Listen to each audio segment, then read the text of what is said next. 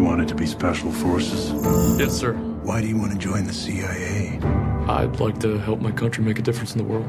The average test time is 5 hours. I'm done, sir. It's been 40 minutes. 38 minutes. What should I do now?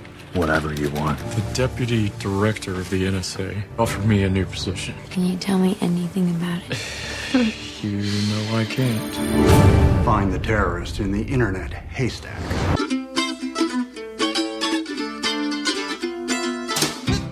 Welcome, everyone, to the Next Reel's Film Board on rashpixel.fm. Each month, we sequester a gang of thugs to spoil a movie that just opened in theaters, even when the film depicts a widely known real-life event like tonight's film, Snowden.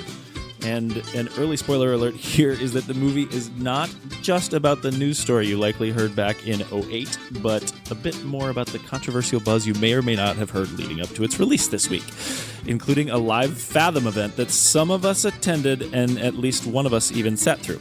And we will definitely get into that. I am JJ, and I don't believe in privacy, so I want you to meet my friends. The patient one, Steve Sarmento. Hello, this is Film Board Member X. I am participating in this recording. However, I would like to remain anonymous, so I have changed my voice. I have no idea what to say to that, but I love it.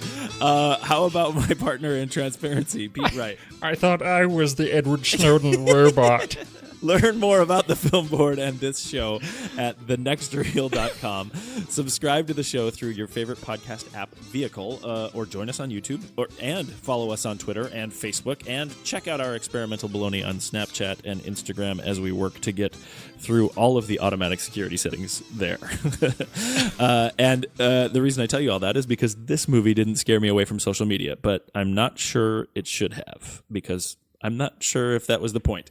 Although now I know that Edward Snowden speaks very slowly with thoughtful, pregnant pauses and is a master of a knowing wry smile. So I want to hear everyone's initial impressions. What did you all get from Eddie and Ollie? Pete? Oh, surprise, surprise. It was an Oliver Stone film. Dear me, this was a movie made by a guy desperate to understand complex technical issues deeply, while at the same time being horrifically afraid of them. It was Oliver Stone heavy-handed in its approach, and it moved so quickly over the technology stuff that if you didn't keep a close eye, you might just have missed it in the Rubik's Cube. But still, The Big Short and War Dogs, and now Snowden, these are all films in which the filmmakers attempt to explain complex issues as clearly as they can, making this emotional connection with us in hopes that we might take interest before our collective interest wanes.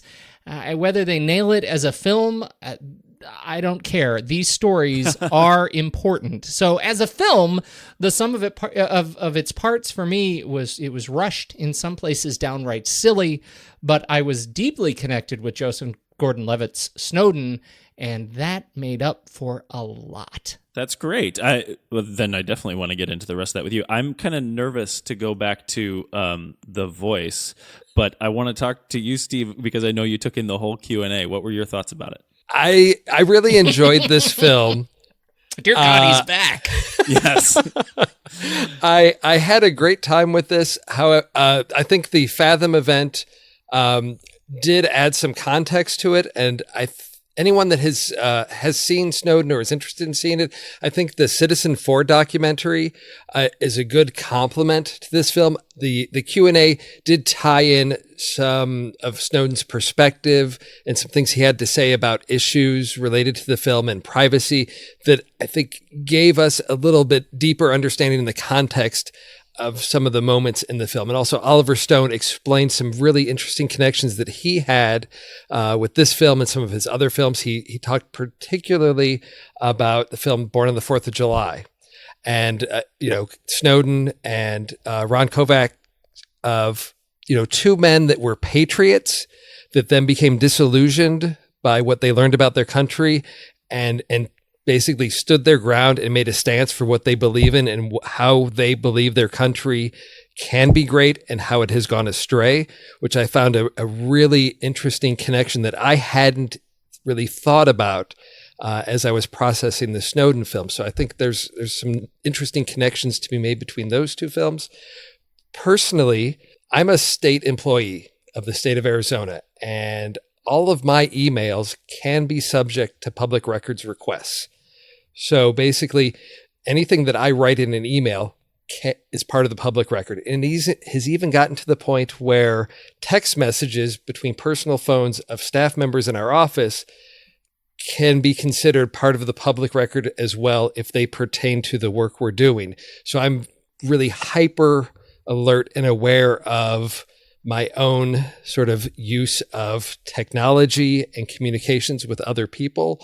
So I had a really different perspective, I think, than the general population regarding my own personal privacy and the role that plays in my life. So I really enjoyed the film. I think it's probably not Oliver Stone's finest film, but I think it did have some interesting things to say, and I hope it spurs lots of conversations, particularly in this election year. That's super interesting, and I'm glad you bring up the piece about privacy and where it is for you, especially as your work with the state. Because for me, I don't have that direct connection to it, and yet I still, when I say I don't believe in privacy, it's just because I believe it's dead. So the controversy that Edward Snowden brought to light, for me, really felt like it was not really a controversy because I was already a believer that everything was being watched. Not in a paranoid way, just because it exists. That's the nature of the beast, is how I look at it. So in this film, with what Oliver Stone brought to the table, the reason why I say it feels more about the controversy and less about the current controversy as opposed to the news event is because people keep talking about that they were trying to make a hero out of Edward Snowden, and I don't know that it didn't change my opinion of the events at all. It was biographical, I felt like, and dramatic in the way it was doing it as well, but it didn't really necessarily do anything for me politically, which is really interesting that you bring that up as well, Steve.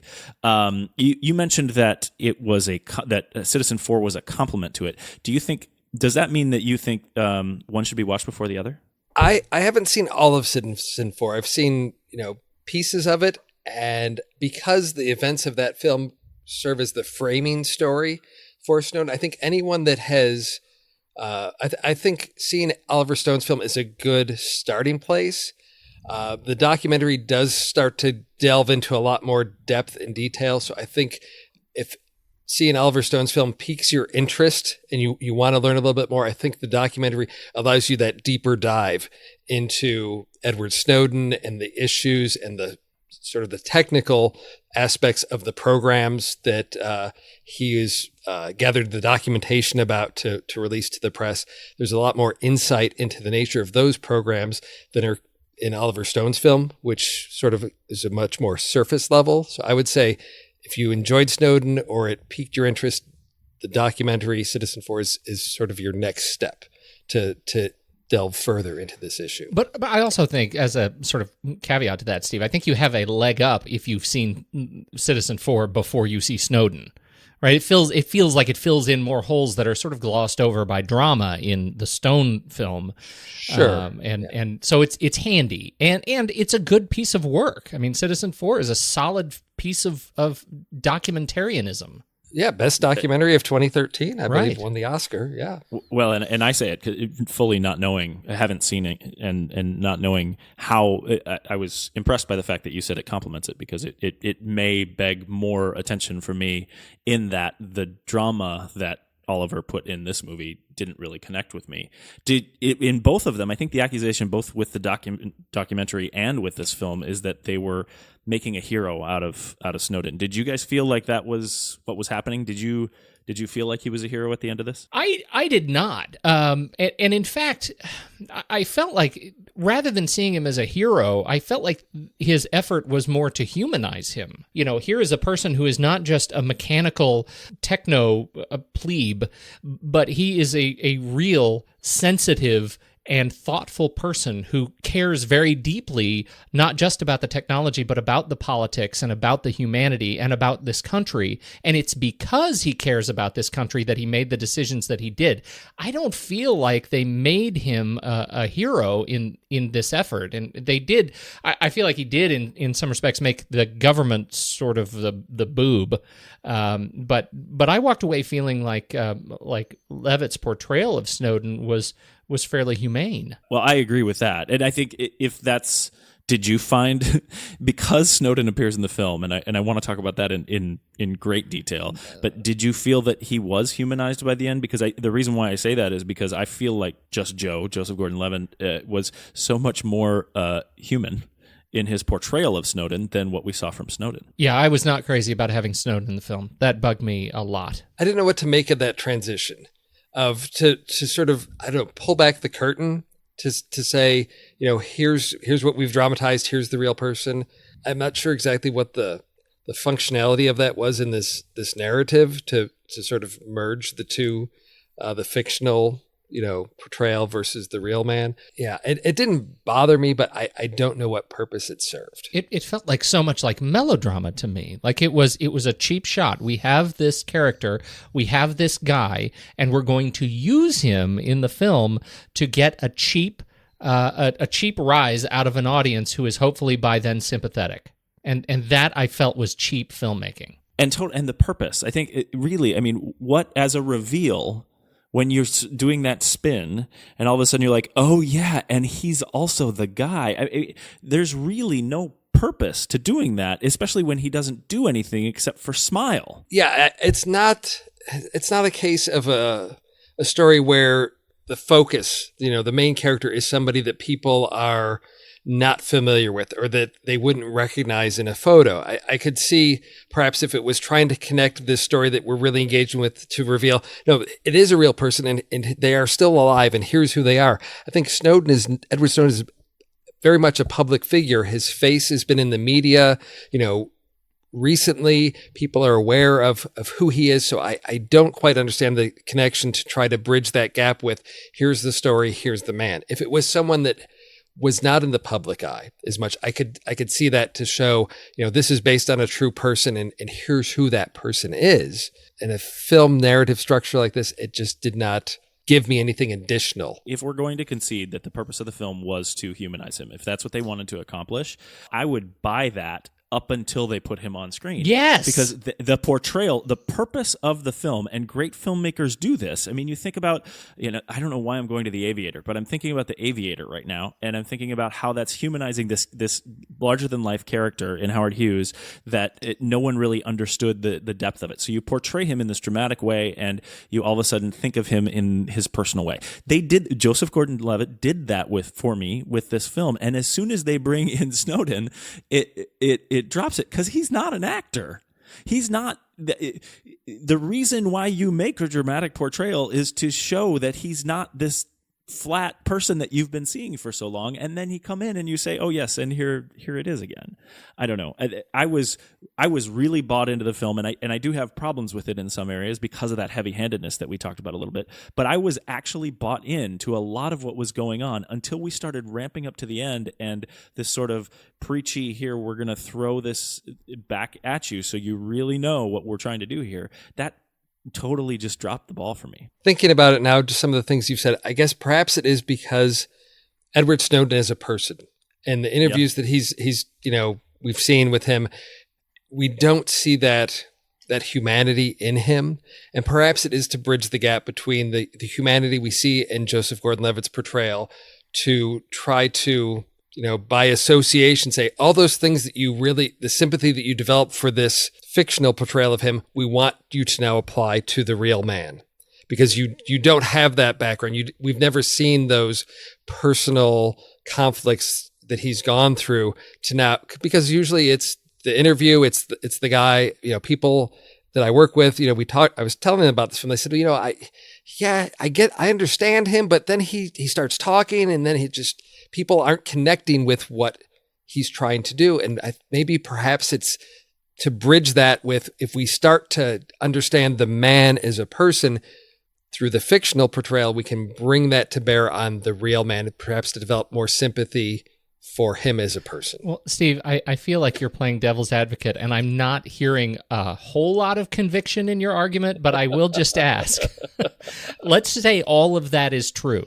Yes. Then that presumes that at some point, Oliver Stone and team sat back and said, we don't feel confident that we have adequately built a portrayal of the man through Joseph Gordon-Levitt's performance. And I think that's not true. I think Joseph Gordon-Levitt did a fine job of doing that, and it is a sign of a lack of confidence that in that very point, that they didn't do their job right in the portrayal of the character, that they felt like they had to hang their hat on the real guy. That's an interesting take on that. I don't know that I would say that it's a lack of confidence. I think it's hubris in that they're saying that that we have now done this and now you're going. I actually kind of go with Steve a little bit in that they're trying to say apply it to the man. I just think it fails. I think it's a total misstep in the way that they tried to apply it. Here's an interesting little fact from the Fathom event. Joseph Gordon-Levitt was talking about the premiere that had been just the day before in New York, and Edward Snowden's mother, father, stepmother, and grandparents were in attendance. And Edward Snowden's mother apparently came up to Joseph Gordon-Levitt and said to him, I see my son up there on the screen. And Joseph Gordon-Levitt said, as an actor, you always want that affirmation from your director, from the critics, from the audience. He said, but there's no greater compliment than to play the role of someone who's actually alive and have a family member say to you, yes, I see him in your performance. Yeah, and that was actually in the Fathom event that for me in particular, that was really impactful. And I think that says so much about how well he achieved Snowden on screen. If you throw away everything else you think about the film, I saw Edward Snowden on screen. I don't know the guy, but I've seen a lot of him in the news, and I've seen a number of interviews with him, and this felt like a very authentic portrayal of the guy. Yeah, he did it. It was a great performance. So again, back to this this bit of confidence and lack of it, and versus hubris. It felt like a fake out. Whatever you think of why they did it, whether it was Oliver Stone exercising his grandiosity as a filmmaker, or if he wasn't sure if it would come across, it was a bridge too far. And it sounds like we all felt that way, whether it be for different reasons or whatnot. In terms of the writing, did you guys find anything that stuck out? I felt like it. Again, I was bought in for so long.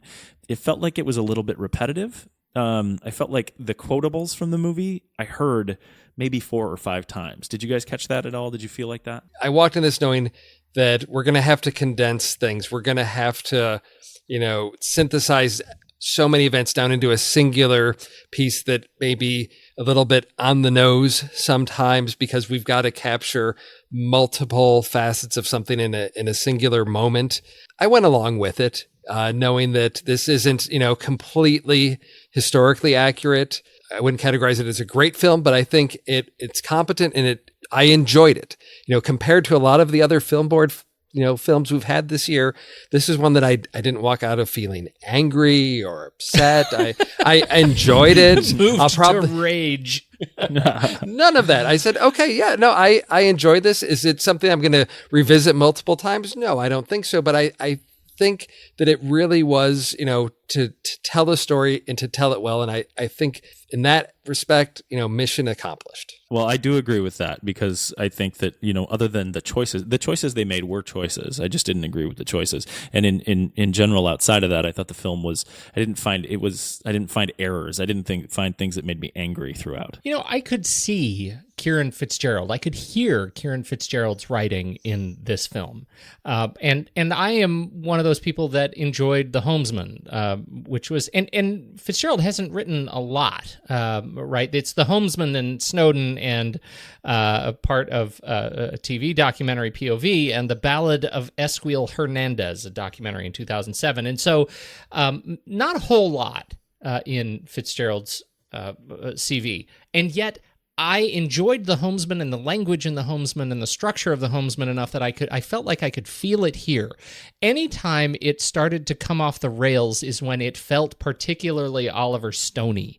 And that's when it just got heavy. It was and it struggled, I think, with moments that had to be compressed because of time, of the overall arc of time in the film. Things that in real life happened over a long period of time, maybe multiple years in some cases, they compressed into single events, and the act of compression and the act of Oliver Stone dramatizing that compression came off, as I've already said, heavy-handed for me. And those elements brought me out of the film. Structurally, overall, I think it was, like you said, JJ, it was strangely paced, because I felt like it was paced okay. I was interested in it. Like I moved through the film with it until right around the kind of end of the second act, beginning of the third act. It got a little long in the tooth, and I was ready. I was really ready to resolve this thing. I was ready to push the button, Janine, publish the stupid article. Yeah, they were hammering that for sure, and that's where you get into the heavy-handed stuff, right? I mean, honestly, like that's Oliver Stone.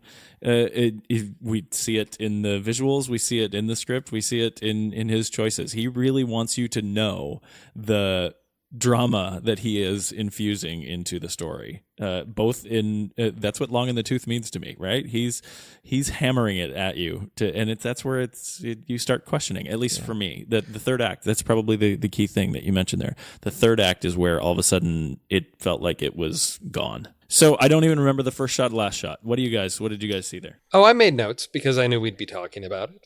Thank goodness. I was so very confused when the movie started. I didn't know what I was looking at. So, well, we thought the Fathom event was going to be at the beginning. Oh no, always at the end. Always at the end. You're like the veteran too. It helps. Yes, I've done several of these. So first shot was aerial helicopter shot coming over sort of jungle-ish mountains into Hong Kong to the hotel.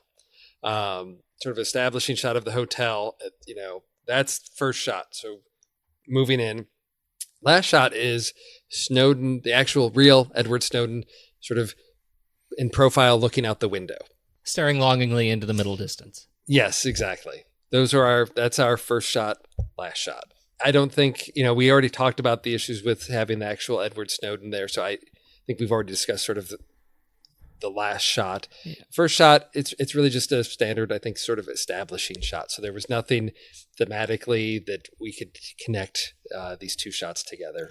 What's so interesting about that, though, because I think now I recall, Steve, it's leading to that hotel, and then we go into the sequence around finding Edward Snowden, and he's the guy with the Rubik's Cube. Yes. And they're, it's Zachary Quinto, and it's Melissa Leo, and they're in the hotel sitting on a fountain waiting for him to show up now that we've tracked over the city. And in that regard, it's interesting because I'm waiting for Joseph Gordon-Levitt, and I don't want to pile on the, adding the real Edward Snowden, but I'm looking forward to Joseph Gordon-Levitt and the context shock of comparing the first shot where we're looking for Gordon-Levitt to the last shot where we have the real Edward Snowden. It ends up being a visual dissonance for me. So it's actually, for me, a sign that the first shot, last shot make a really terrible pairing, not necessarily a cultural or thematic one.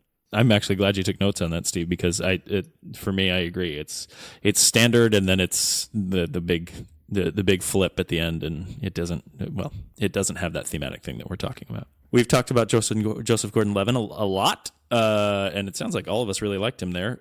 Other people from the cast that you liked or didn't? Is that a leading question, JJ? Well, yeah, we'll talk about my friend Shailene. Well, let's start with Melissa Leo. And Steve, I'm actually interested in your thought on Melissa Leo as her portrayal of the documentarian after seeing Citizen 4. I felt like she was a little soft. Yeah, I would agree with that. Yeah, that's it's an interesting challenge when you've got everything, all those scenes in that hotel room are captured, in that documentary. So to then try to use that as the framing structure, is a bold choice. It made sense to me as a framing structure to give us a rationale for the jumps in the flashbacks where we're going to be based on what they're discussing in the hotel room. But it's got to be tied to what, if you've seen Citizen 4, you're going to be bringing that knowledge to who these people are in the room with him, what they are actually like as real people. And I would agree. I think, they did try to they brought up, I think she said something about being detained, at airports like 37 times or something like that. So I think they were trying to establish that sort of she's, been labeled as an outsider. She's a fringe element. She's been, considered a threat to the United States, security. But there was nothing in that portrayal that captured that, that edginess or rawness to her. That's part of who she is. That was exactly my thought. That and particularly, I felt like dramatically she was being paired up as the maternal sort of counter personality to Zachary Quinto as Glenn Greenwald, who was supposed to be, he kept coming off as sort of the bull in the china shop, and a little soft around the edges, if not just inexperienced. I think they portrayed him as sort of inexperienced and emotional. But Leo's character, I think she ends up having more of this sort of coddling kind of maternal nature, when we know that she's a seasoned journalist, right? I mean, she's a seasoned professional in the field, and I don't think she really captured that. And I know that Melissa Leo is I think it's a choice of the part that didn't come across. She has done some incredibly good work in her career, and this just felt like it didn't really nail the context of the film and of her role in it for me. Oh yeah, Melissa Lee is capable of such great intensity, and to have, sort of relegated to, as he's trying to leave the hotel at the end of like, oh, well, if you're going to masquerade as sort of, one of the media, then here, take my camera. It is sort of that motherly nurturing, like, oh, here, this will keep you safe. Yeah, and I think when you say relegated, I think that's a good word to use for her, because I feel like I agree with the maternal aspect that you're talking about, Pete. And other than that, I felt like her character was very thin, used as a tool for the story more than to sort of link it to the documentary. And you think back, I know Melissa Leo's done fantastic stuff too. I look at this cast, and we've talked before about stunt casting. I don't necessarily think this is a stunt casting cast, but I do look at the names on this list and think that they're here potentially for their political reasons or their relationship to the story, to Oliver Stone, something like that brings them to want to be a part of this thing, whether or not they're playing a meaty role. Did you guys have that feeling at all? Yes. Yeah. I you look at, particularly the Nicolas Cage of taking, such a small role in a film, it speaks to, there's lots of people that want to be part of this project. I think because, what does Nicolas Cage bring to that role? IMDb is saying that he did it as a favor to Oliver Stone after World Trade Center. They're familiar faces. Yeah, to me, the strongest performance, you've got Joseph Gordon-Levitt transforming himself into Edward Snowden, and then you've got Rhys Ifans, British actor, good American accent, but really a different role than I think many people have seen him in before. Because, really playing the sort of seasoned CIA, insider and coach and trainer of these students, really, I don't recall seeing him in a role like that, but those are the two performances that stick with me out of that, because there was depth to those roles. Everyone else, I mean, even Tom Wilkinson was sort of playing Tom Wilkinson. Right. Jolie Richardson was playing Jolie Richardson. Yes, right. Exactly. Yeah. Well, I was just, pile on. Zachary Quinto, again, who I have a great affinity for as an actor since, Heroes. I really like this guy. And in this film, it just felt so much like Zachary Quinto. Yeah. Clearly, I haven't seen Glenn Greenwald enough, certainly not as much as I've seen Zachary Quinto on screen, and big and small. So maybe he really nailed Glenn Greenwald, but mostly I just saw Zachary Quinto in a press tour. I loved seeing the Spitfly though when he did his rant. He did do a good rant. You're right. Totally jumped in there when he's going at what is it, Janine? Janine, just press the button, Janine. I mean, he sold it, and that was and I'm a big fan too, so I probably easily can be swayed by that. But I loved what he did there. We should talk about Shailene. I shouldn't say that I hugely dislike her, but I just in this film she took me out of it pretty much any time she was going for it. She really felt like she was playing at the character more than being the character. And I think about why she's in the film. It was originally offered to Margot Robbie, which, interestingly enough, after you see the pictures that roll at the end, Margot Robbie looks a lot more like the original gal, which I think is interesting. But yeah, Shailene's got her place in the world, and I think it's great. I just didn't buy into her in this thing, and especially pairing her next to this huge transformation with Joseph Gordon-Levitt, it reminded me that it was a film most of the time when I was watching her. I had trouble because I just didn't. I'm with you, first of all, JJ. She took me out of the film every time she was on screen. Part of that was because I didn't get a feeling that she was old enough to have done it, right? Or to have been in this place. And now I know there are all sorts of relationships in the world, and a 10-year difference in age is not that big of a deal. But that's Edward Snowden's real age and Shailene Woodley's age, they're about 8 years apart, and Joseph Gordon-Levitt about 10 years apart. He's 10 years her senior. And so, I look at their relationship and I felt like she was too young to be acting as seasoned as she wanted to appear. And therefore, It just felt like acting. During their sex scene, my God, I thought, how does she know how to do that? I feel like he's coaching her through every way. Just like, okay, now you need to sit up here. Okay, now you need to, roll over. Like, it just was not believable to me. And it did a great disservice, this sort of miscast to the film, I think. Yeah, and to say that, their chemistry didn't work because of that dynamic. There was none of it.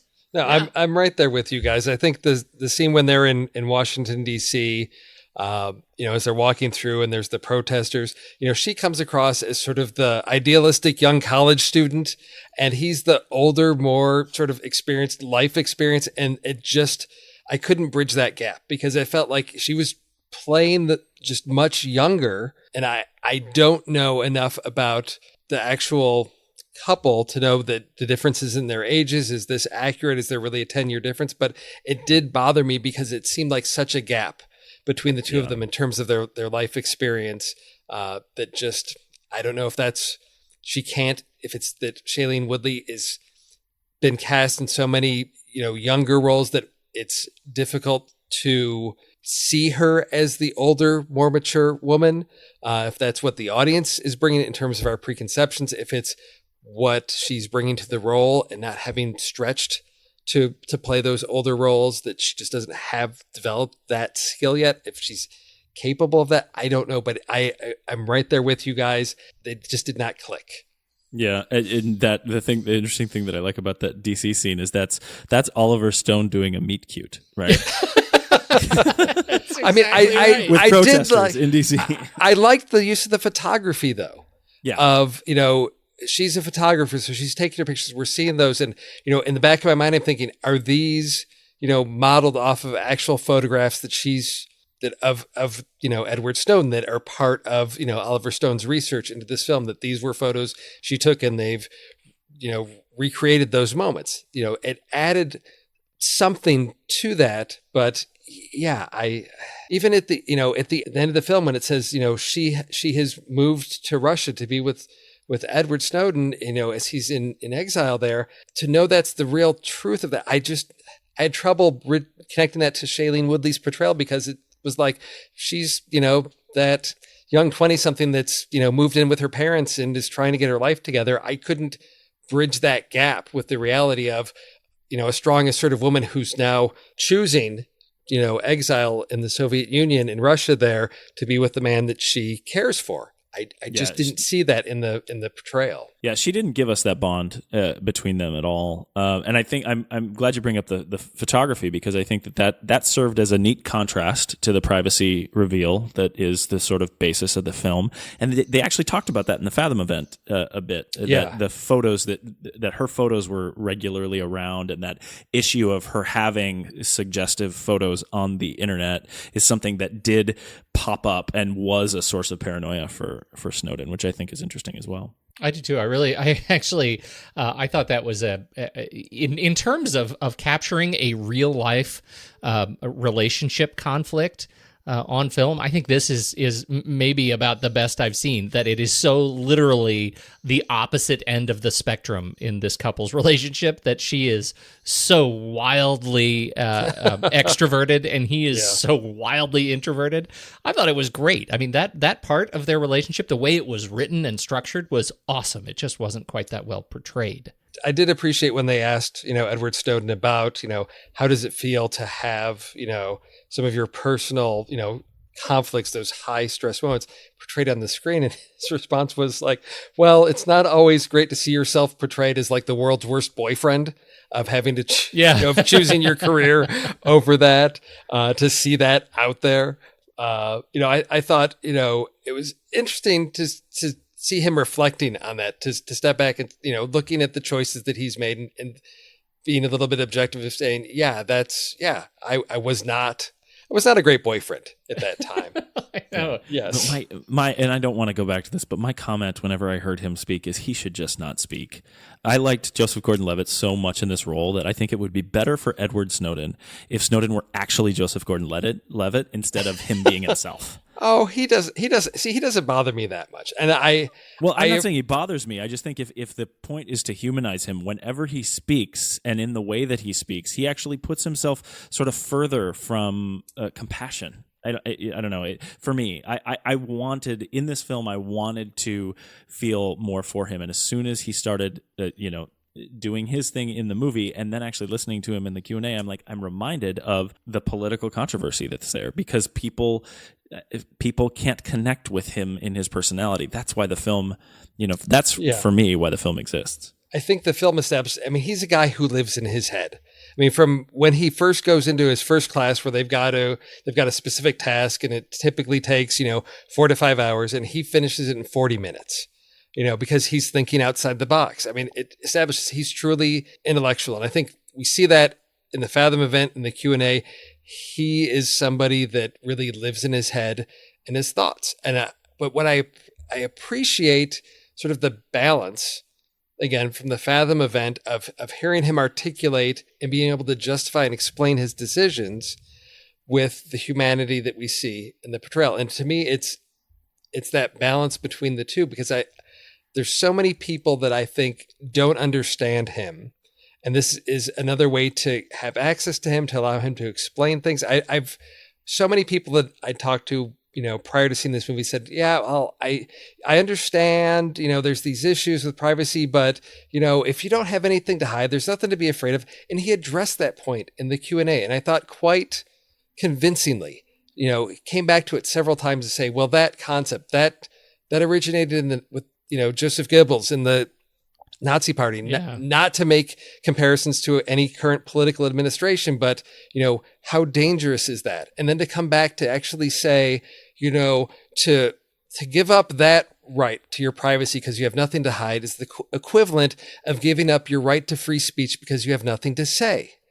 And then to then extend that to think, well, then if you give up that right at the time you do have something you want to say, you no longer have that right. So at what point do you fear, maybe there is some point in your life where you may have something to hide? And he addressed that as well to say that private realm is where we have the opportunity to try things and make mistakes without fear of it being part of the public arena, to try things out, to experiment with who we are, what we're doing, and to have that in a private realm and not part of the public. Those were things I had in a lot of interviews that I'd seen with him. I hadn't seen him address it in exactly that way before. And I really appreciated that thoughtfulness that he put into it to give it context and real life application for people. Because I think so many times in the past, he's been really big picture of this is about, privacy. The government is doing these things that they shouldn't do, and people need to be aware of this. And I thought this Q&A really gave him the opportunity to bring it down to really ground it in some practical applications for people that I had not seen him do before. And I don't know if it's because he's had more time to think about how to communicate his message, what he stands for. Now that, time has passed, he's had a lot of time to think about and communicate, or think about how he wants to communicate why this issue is such an important issue. Because it was more about the whistleblower of the government's doing bad things, and I want to tell you about that. Well, everybody knows there's a lot of shady things. There's a lot of things that we're completely unaware of, but we look the other way because we know sort of the ends justifies the means. We're safe and we're willing to look the other way to know that there's corruption, there's bribery, there's, money makes, everything happen, whether at the federal level or the state level, or even your local level. It's always about money, which brings me back to one of my favorite Mamet quotes from Heist. Everybody needs money. That's why they call it money.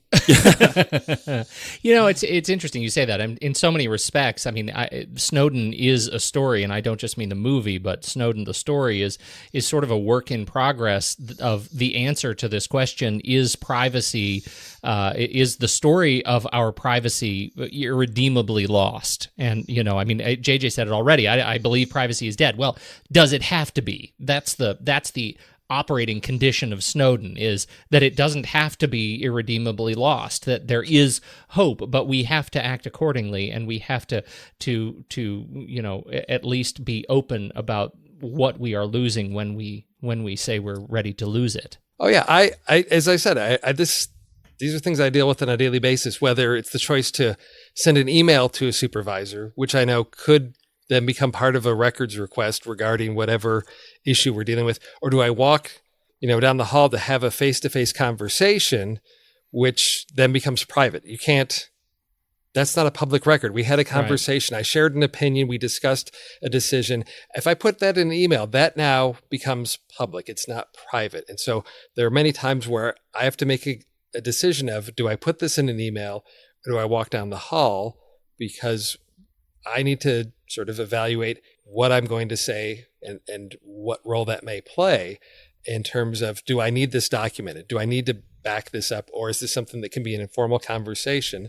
And I'm very aware of how to balance those two things. It's something I have to do on a daily basis. Most people don't. Well, and that's what I was going to say, Steve. It sounds like just because of the worldview you operate in, that you operate at a level that is more sophisticated even than the story this picture tried to portray. Yeah. And as I said, I'm sort of hyper attuned to this in that area of privacy, but also I think, in terms of Snowden as a whistleblower, I think I may be a little bit more sympathetic to him because I see a lot of sort of the behind the curtain mechanisms of how things operate in my state to know that, well, these things are going on and that, yeah, that's happening because this person wants it to happen and there's money at stake and they have something to gain from that. And it's not about what's best for the state of Arizona or the kids in Arizona, but it may be solely driven by one person's, position and their desire to keep that position or the money that allows them to keep that position.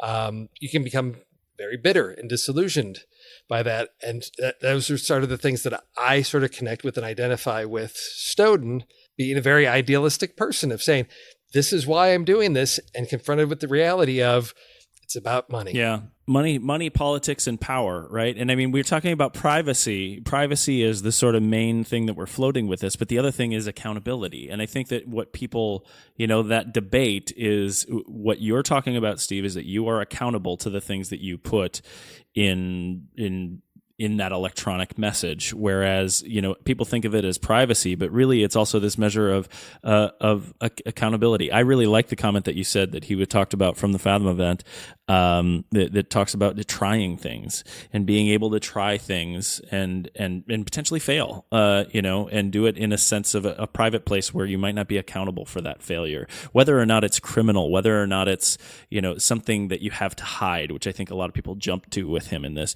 I think it's more of a chance to have that face-to-face conversation like you're talking about, to get the results that you need or that you want, or even just some information, without having some sort of measure of accountability towards a simple mistaken word or mistaken context. I think that's valuable to talk about as well. Talking about the production, we've talked about heavy-handedness. I don't think we can avoid talking about the big TV. Oh dear. That was our overlord.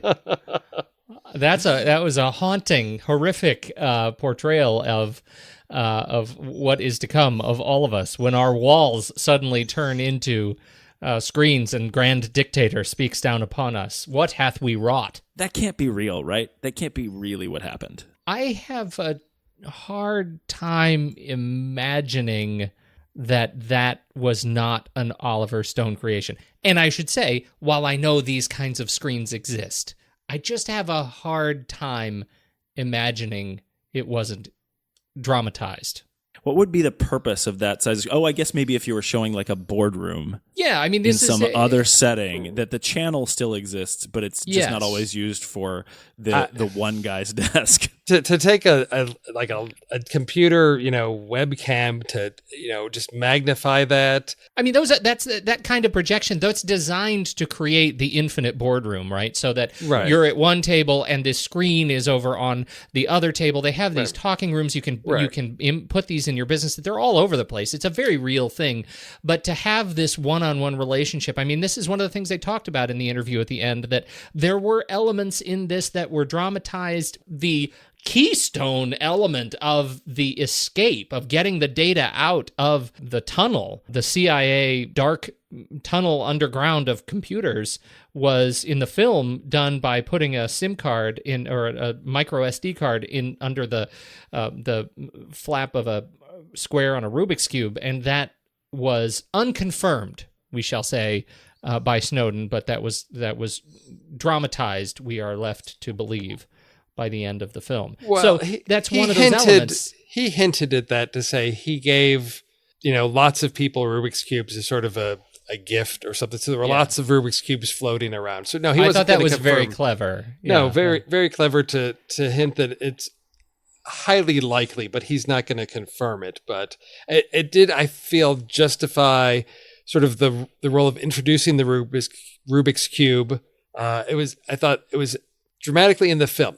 Realistically, yes, as a programmer, as somebody that's analytical, makes sense that you would have that fascination. To connect it back to Nicolas Cage's character, I thought was an interesting way structurally to sort of connect those two characters as sort of the man that had been there, and had things taken away from him, that had sort of been, I guess, beaten down by the system. They have that sort of shared moment with the Rubik's Cube. He solved the one, moves on to the next one, and then to have, when Snowden, goes public, to have Nicolas Cage sort of there cheering, saying, "Yes, he did it."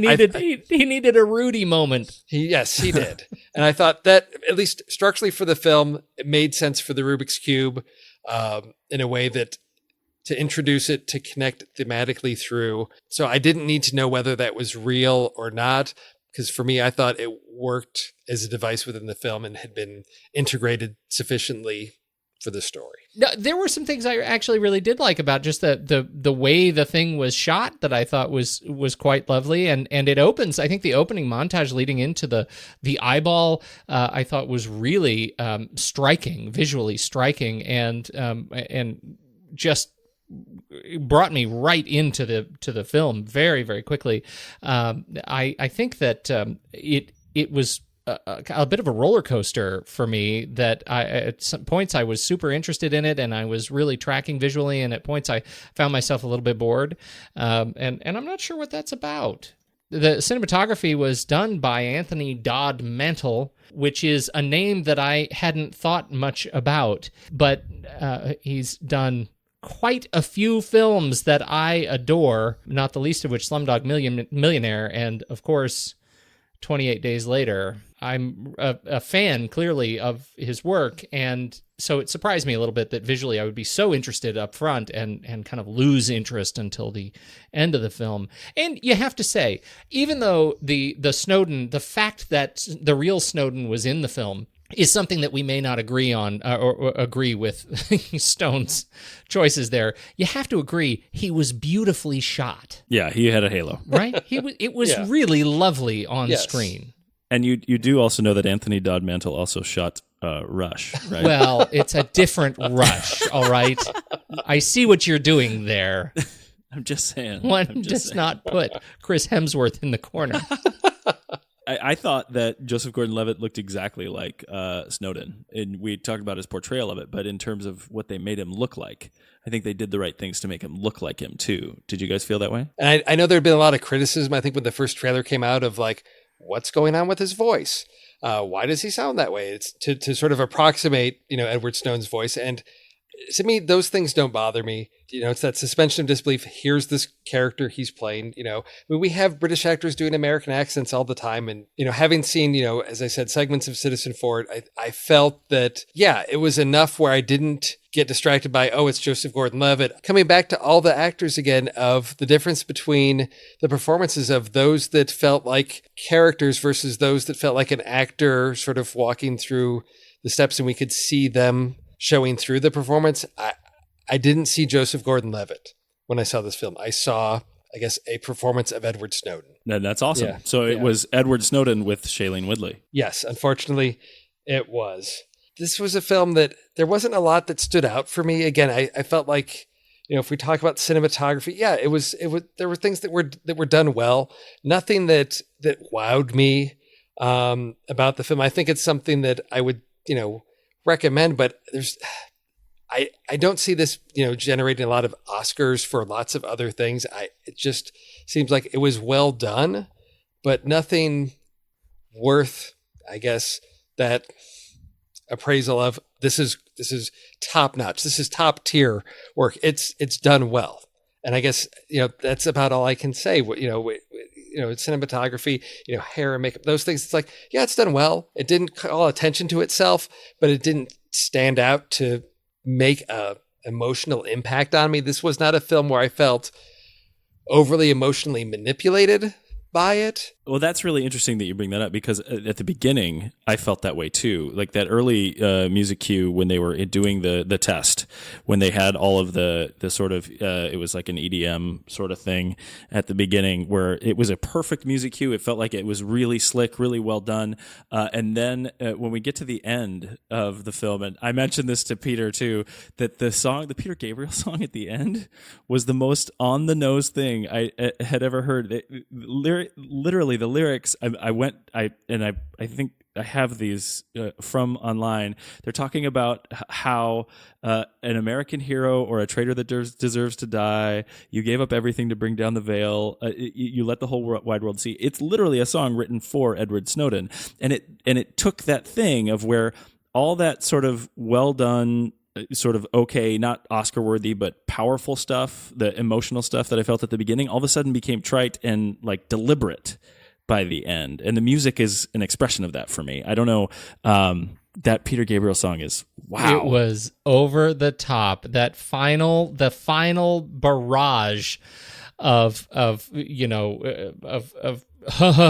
information flow, let it go, set it free, let it go, set it free, over and now over you've again. let that whistle blow. Yes. It was too much. And this gets to this whole bit. I opened my comments with this, that this was a guy who wanted to deeply understand these things. He is naturally cynical of the establishment, and he strikes me as deeply afraid of technology in itself. And this song captures what I see as Oliver Stone, his message in this film, and it was just too much hand-holding down his worldview. It didn't give any room for the audience to have an opinion. And it's an interesting contrast, because as you saw, if you stuck around in the Fathom event, one of the audience questions, they were taking questions from Twitter, and a question for Oliver Stone was, what do you want people to take away from this film? What message or meaning? And he basically said, look, I don't make movies like fast food. There's nothing that I want you to take away from this. I'm here to tell a story.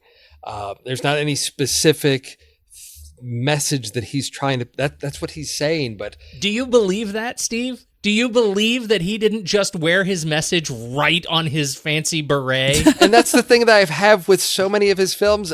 He may believe that, and maybe he's oblivious to it, but it's so clear in so many of his films that there is an underlying driving, message that's why he's taken on this project. There's something important to say.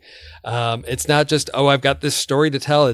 It's an important story with a capital I and a capital S. And those two things can coexist. That's my take on it, that you can have an important story and it can be one that lets the audience understand and make their own opinion and enjoy the ride. And in this case, it's like you can have two of the three.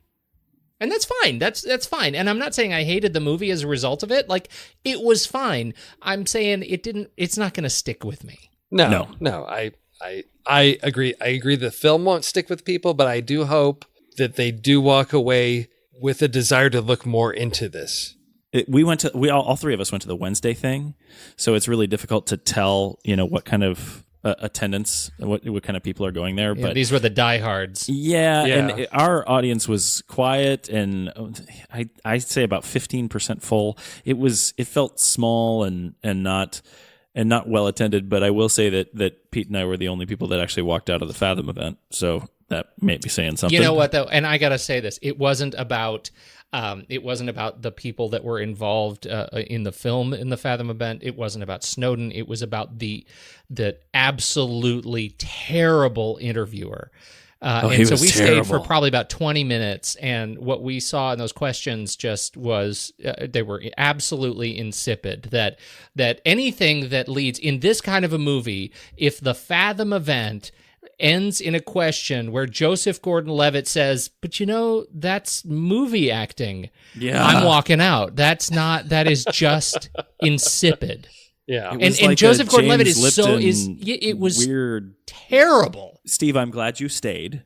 Yeah, because we need that information here. But what was your audience like? It's tough. It's a Wednesday night. It's its show started at 7:30 and it went to like 10:30, 10:45. So it's diehard Oliver Stone fans, I think, or it was definitely a smaller crowd. Of course, my theater was smaller because it was one of those. I saw it at an AMC theater that's got the reserved seating and the big fancy recliners. So you already have cut down on the number of seats in there tremendously. So I want to say there were maybe 20 people in the theater, and everybody stayed. And there were a couple moments, I can't recall where it was in the film. There was actually a small cluster that applauded several times during the film, which I found interesting. Oh. I just didn't see that as something.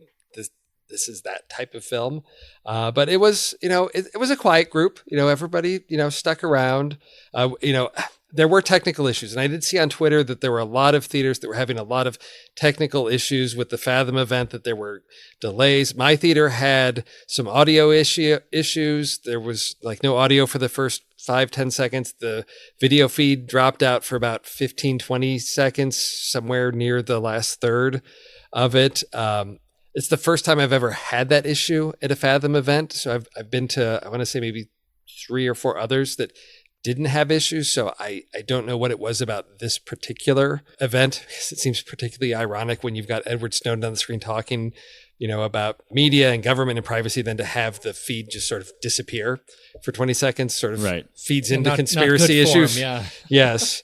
It was an interesting mix, young and old in the theater for this one, but it's, aside from a little bit of applause, it wasn't I think a rousing experience for everybody. I don't know. Well, I think for me, our Fathom event had some problems too. They actually had to forward the DVD or the TiVo style recording they had. Was it TiVo? It was so weird. But I guess for me, I was kind of hoping from this film that it would scare me a little bit. I don't know, that it would make me feel a lot less safe or give me knowledge that I wasn't aware of in terms of the Snowden case through the dramatization. And unfortunately, it was more about Snowden, and it was more about that controversy that people are talking about. This sort of, we're humanizing him, where, I think we've all agreed that they weren't necessarily trying to make him a hero. They were just trying to make him real.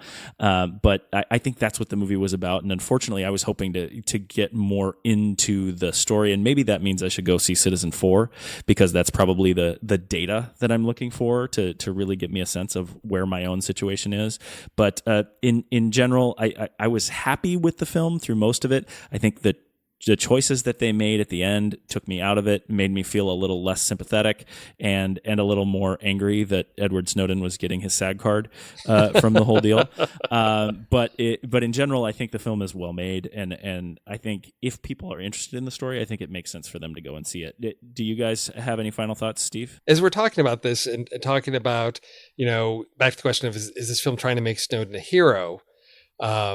Or what is it doing? It is trying to humanize him a little bit. it's really interesting to look at the other films that are out there right now. Because you've got Sully, which I have not seen.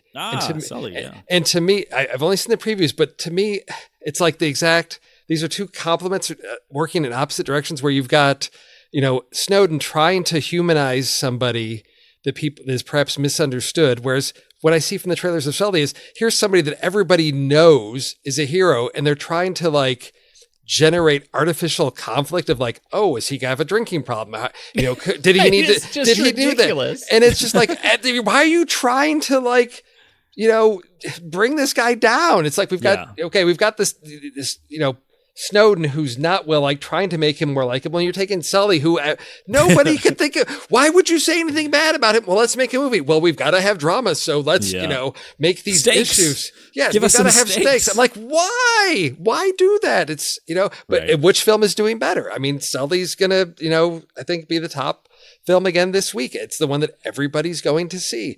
But to me, there's no story that I need to see there. Snowden is the story that everyone needs to see because there's more substance there that I think people need to engage with. A man, no doubt, Sully Sullenberg, a great American hero, what he did needs to be celebrated. The guy did his job. That's what everybody should be doing. He saved everybody. He landed a plane in a river. Let it go. Let him retire with a cigar and some bourbon and be done with it. Right. Why nothing in his actions have done anything to impact your life?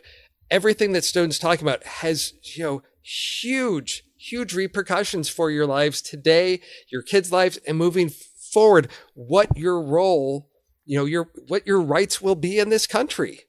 I mean, it's a crucial discussion that needs to happen. That's a really good point, and I think probably the most compelling point for anyone to go and see the movie.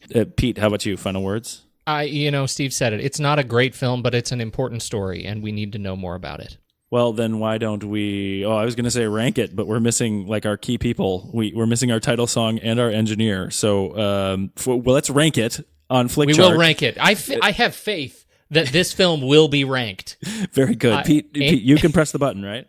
I can press the button. Andy has given me the keys, foolishly given me the keys to Letterboxd and Flickchart.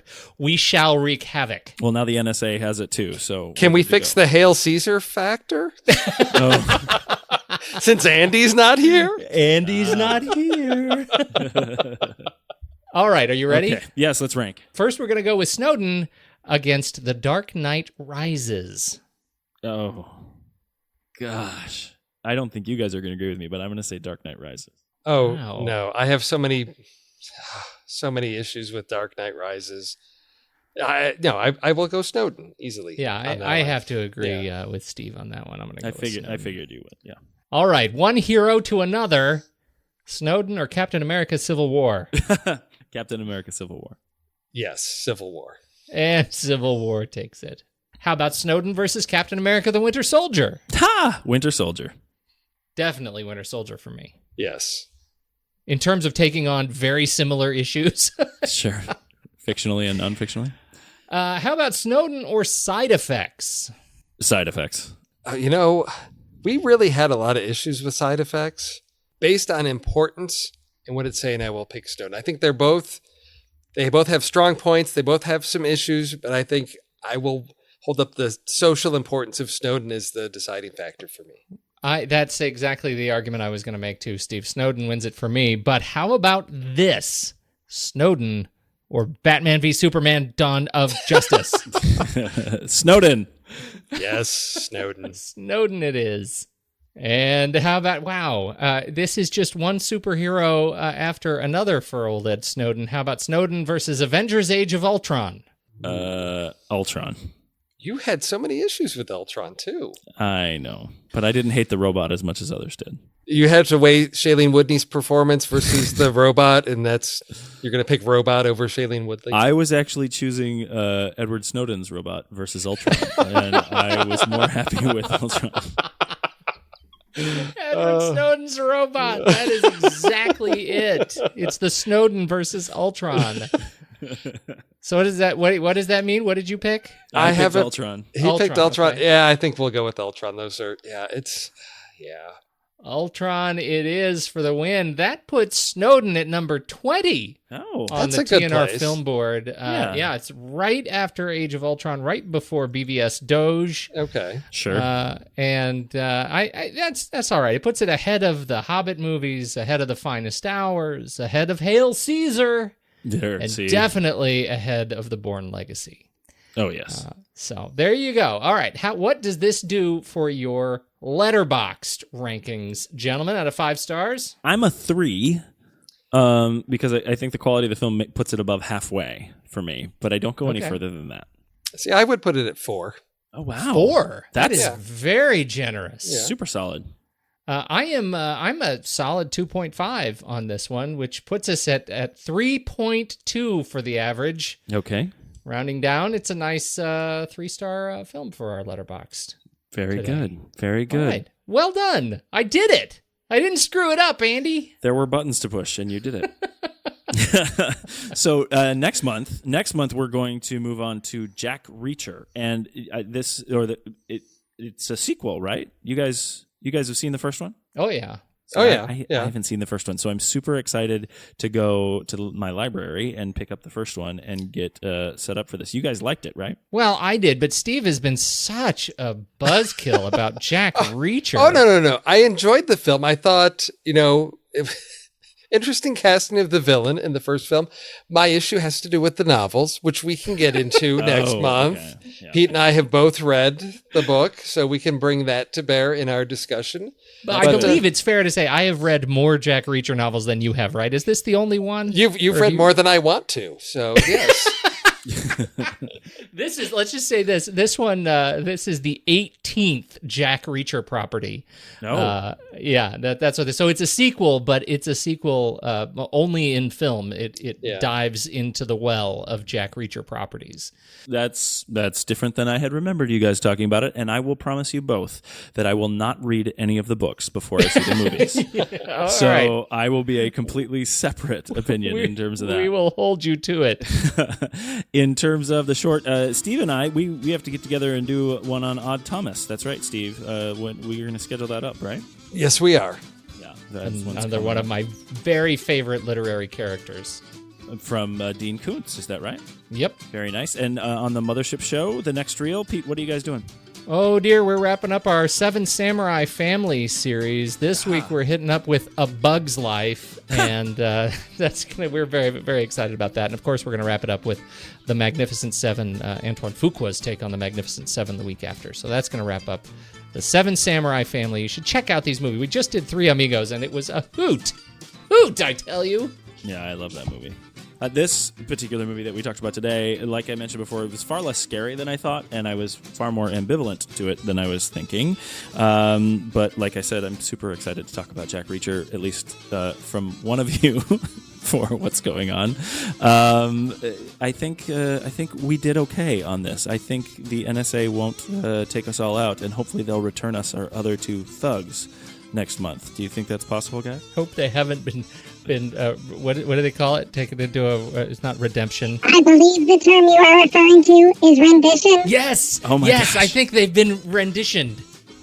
Oh, that is so scary. I totally knew you were going to bring that voice back. That is Ultron's daughter. I'm just telling you. You know I love you. Thanks for coming out tonight. Good night, Steve Sarmento, or Ultron's daughter. This is Film Board Member X. It has been a pleasure speaking with you. Good night, Pete. Good night, JJ. Every month you can find a new chat here on the Film Board. When the movie ends, our discussion begins. I am JJ, and thank you all so very much for listening. Till next.